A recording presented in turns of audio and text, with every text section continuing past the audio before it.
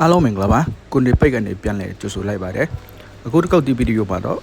မနေ့ကကျွန်တော်တင်လိုက်တဲ့နှုတ်ပိတ်အခုဒီဗီဒီယိုမှာထိတ်စီးပဲဖြစ်ပါတယ်ခင်ဗျာအားလုံးကျွန်တော်နဲ့တူလိုက်ပါကြည့်ကြရအောင်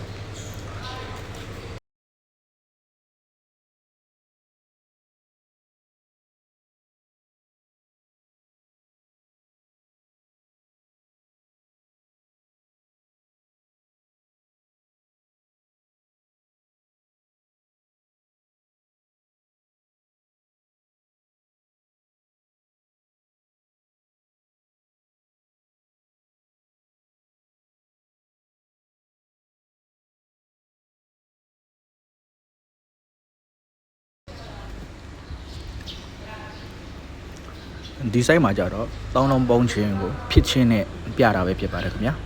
951ပုံးချင်းက9ရက်နှစ်ခတ်က9ရက်ပါဝါ3ညဆိုပြီးတော့ဒီ3လုံးပုံးချင်းကိုဒီ3ည35ဖြစ်ချင်းနဲ့ပြတာပဲဖြစ်ပါတယ်ခင်ဗျာ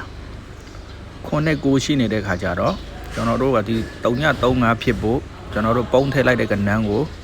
ကျွန်တော်တို့ယူတာပဲဖြစ်ပါတယ်ခင်ဗျာဥပမာ9နဲ့9ရှိနေတဲ့ခါကျတော့ကျွန်တော်တို့3ည35ဖြစ်ဖို့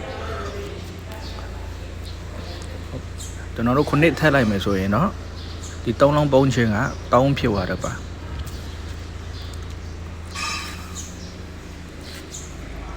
အပေါ်ကကဏ္ဍကိုတီးပြီးတော့အောက်ကကဏ္ဍကိုပြန်ဆွဲချတာပဲဖြစ်ပါတယ်ဒီတစ်ခုမှာတော့261ဆိုပြီးတော့ပုံးချင်းက9ရဲ့ပါဝါ9ရဲ့နှစ်ခါက6ဆိုပြီးတော့ဒီမှာ2နဲ့1ရှိတဲ့ခါကျတော့ကျွန်တော်တို့4ဖြစ်ဖို့ကျွန်တော်တစ်ပုံးထည့်လိုက်တာပဲဖြစ်ပါတယ်ခင်ဗျာပုံးထည့်လိုက်တဲ့တစ်ကိုကျွန်တော်တို့ထိတ်စီးနေနဲ့ကစားတာပဲဖြစ်ပါတယ်ခင်ဗျာ6နဲ့5ပုံးချင်းက385ဆိုပြီးတော့3ညနဲ့6ကို385ဖြစ်ဖို့ကျွန်တော်တို့နှစ်ပုံးထည့်လိုက်ပါတယ်ခင်ဗျာအခုတစ်ခေါက်မှာကြတော့5တစ်ကိုပုံးချင်းက5ပါဝါ3ည5နှစ်ခတ်3ဆိုပြီးတော့ဒီကဏ္ဍက3ည35ကို1နဲ့4က3ည35ဖြစ်ဖို့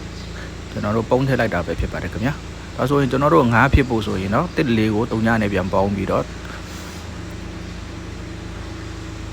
3ဖြစ်ဖို့ဆိုရင်တော့ကျွန်တော်တို့8နဲ့ပြန်ပေါင်းတာ3ညဖြစ်ဖို့ဆိုရင်တော့ကျွန်တော်တို့5နဲ့ပြန်ပေါင်းတာပဲဖြစ်ပါတယ်ဒါဆိုရင်တော့ကျွန်တော်တို့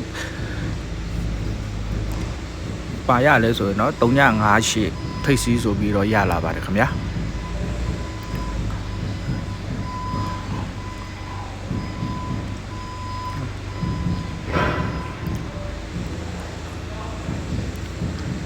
ဒီလိုမျိုးရှာလို့ရတယ်ဆိုတာကျွန်တော်ကချပြတာပဲဖြစ်ပါတယ်ခင်ဗျာကြိုက်နေတဲ့မယ်ဆိုရင်ကျွန်တော်ဗီဒီယိုလေးကို like and comment လေးပေးပေးကြပါဦးအားလုံးကိုကျေးဇူးတင်ပါတယ်နောက်ဗီဒီယိုမှာပြန်လည်တွေ့ကြရအောင်